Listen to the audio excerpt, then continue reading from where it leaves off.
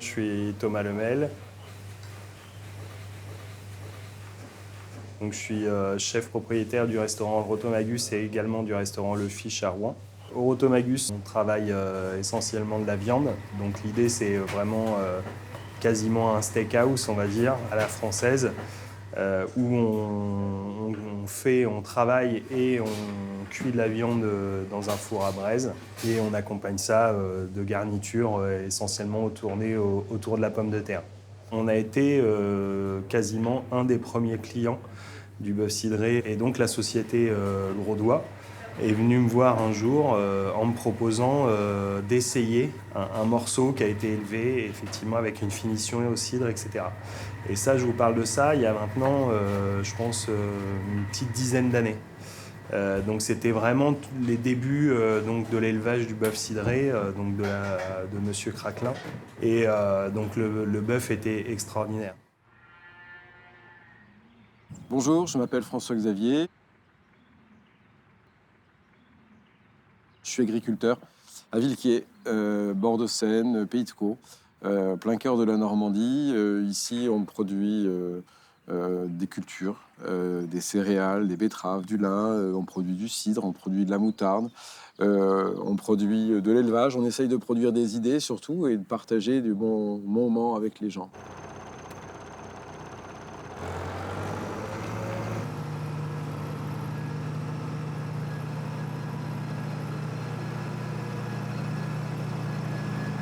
Là, je viens de nourrir mes animaux avec une alimentation qu'on essaye gastronome. C'est-à-dire que si on veut manger une viande correcte, il faut savoir ce qu'on donne à manger à nos animaux. Là, vous avez de la luzerne qui a été très préfanée. Donc la luzerne, c'est un aliment fibreux qui permet à l'animal de continuer à ruminer. Et cette luzerne est mélangée avec de la betterave. Donc une betterave fourragère comme on faisait autrefois. C'est une alimentation de base comme on faisait il y a 100 ans, 200 ans. Et là-dessus, on vient compléter notre ration avec un mélange de céréales et de protéines.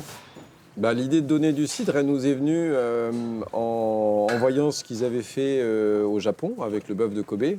Et puis on a travaillé avec un vétérinaire, on a vu que donner un petit peu d'alcool dans l'alimentation, ça renforçait l'appétit de l'animal. Donc qui dit renforcer l'appétit dit qu'il mange plus et que du coup on les graisse mieux.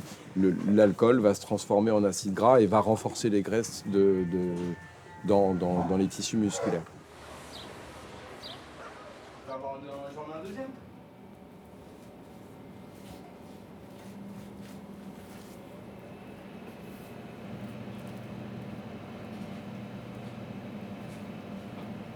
On est sur une côte de bœuf cidré.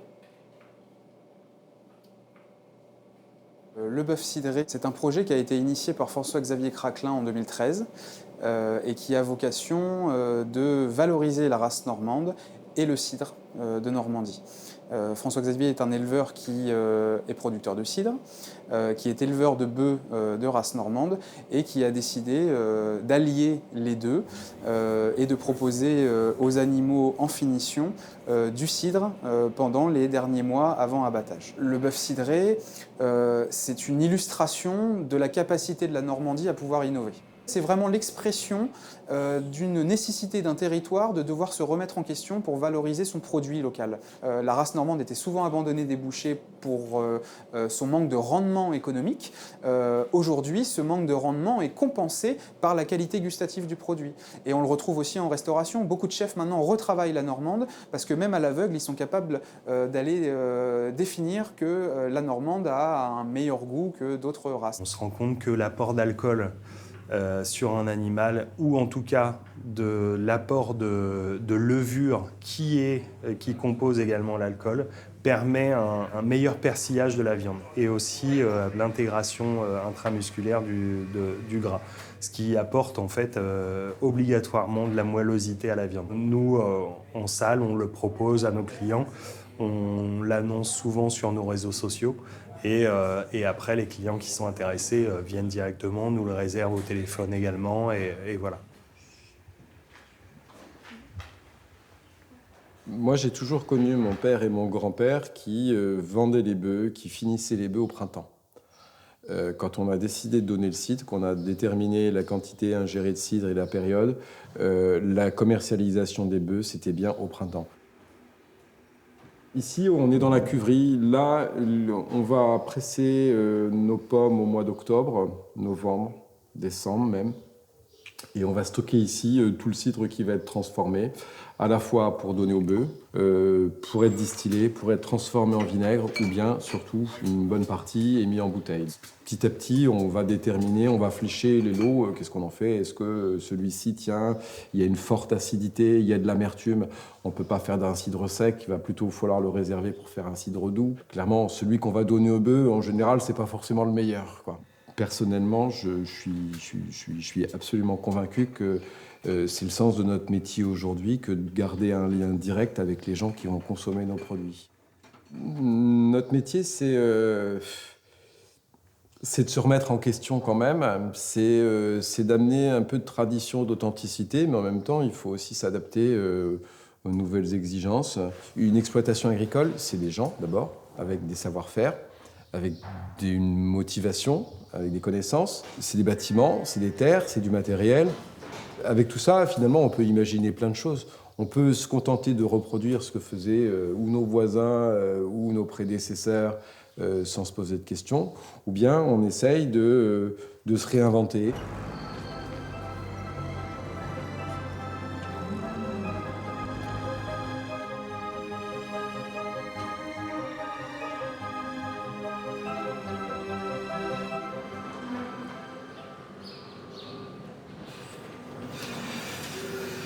Donc nous sommes le GAEC du Castillon, situé sur la pointe du Pays de Caux. Nous sommes une entreprise familiale, une exploitation de type polyculture élevage avec un atelier de transformation laitière et une boutique et un distributeur à la ferme. Nos bovins donc, on a 2 races qu'on a sélectionnées. On a de la Primostienne mais aussi de la Normande. Sur l'exploitation, on a à peu près moins de 150 vaches. Et ça fait à peu près 350 animaux avec les élèves, les petits veaux, tout ça.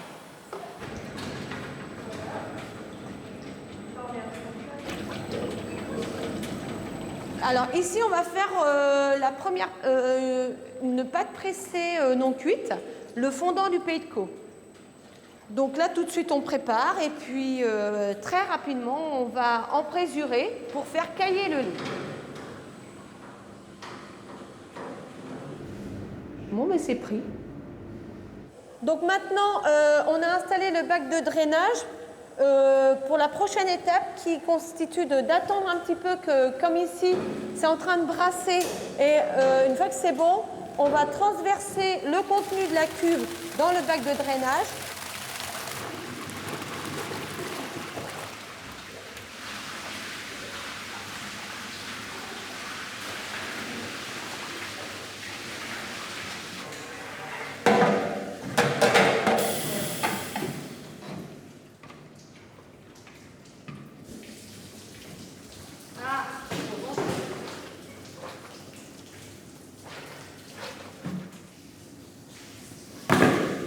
Tu me ramènes des moules en même temps. Le lin, c'est chez nous. C'est fait le fromage aussi. Enfin, tout est merveilleux, quoi, ici. C'est typo bio, comme on dit chez nous.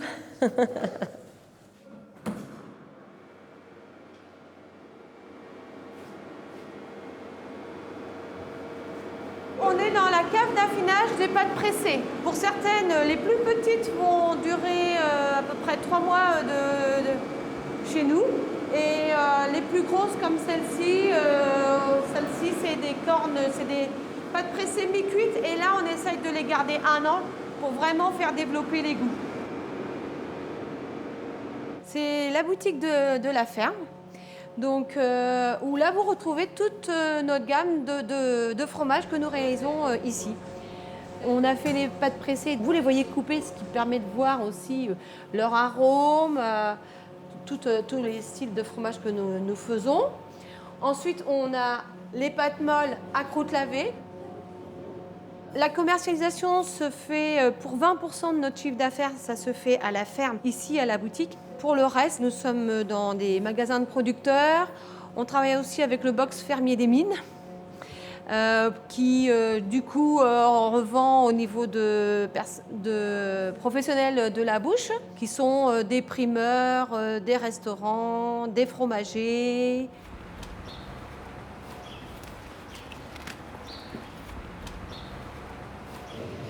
Ouais, ah, c'est bon, super. Je te remercie. Allez, bonne journée, bon Ciao, courage. à bientôt. Au revoir.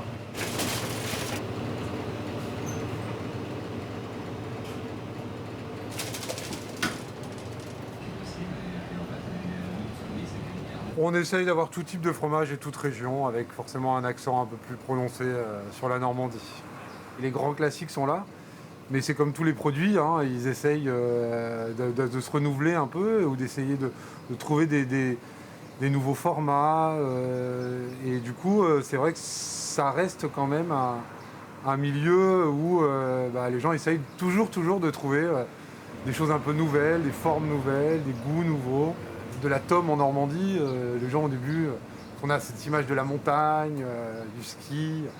Mais voilà, c'est plus une appellation de fromage en fait. De la tome, vous pouvez en trouver partout en France. Les clients sont très curieux et encore plus pour les nouveautés. Ils essayent. Dans tous les cas, ils essayent.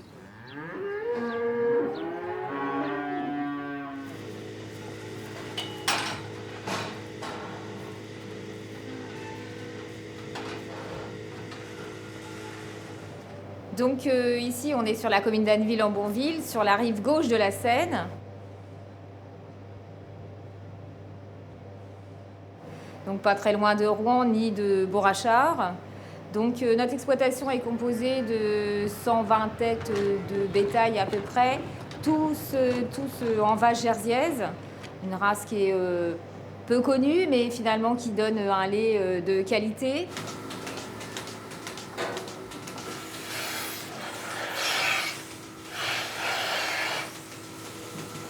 Donc beaucoup de matière grasse, donc ce qui nous permet d'avoir un bon rendement beurrier et ne pas utiliser de poudre de lait dans nos yaourts.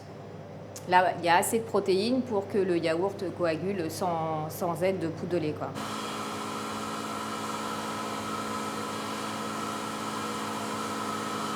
J'embouteille du lait cru à la traite de la veille au soir pour commercialiser le lendemain. Ensuite, on fait de la crème crue, le beurre avec ou sans sel, enfin demi-sel. Après, j'ai une gamme de crème dessert, vanille, chocolat, café, caramel. Yaourt nature, j'ai 5 parfums de yaourt aux fruits, c'est des vrais fruits en conserve bio et français.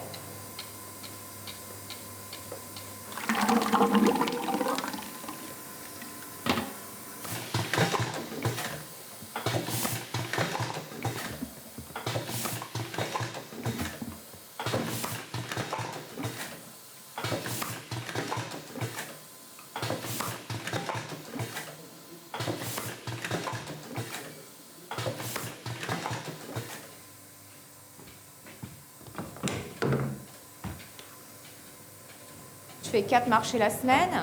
Ensuite, on fournit des magasins sur Paris. On a 400 magasins sur Paris. Et puis, je travaille avec Monsieur Gourdois. En fait, on doit faire 40% de vente indirecte et puis 60% de vente directe quand même.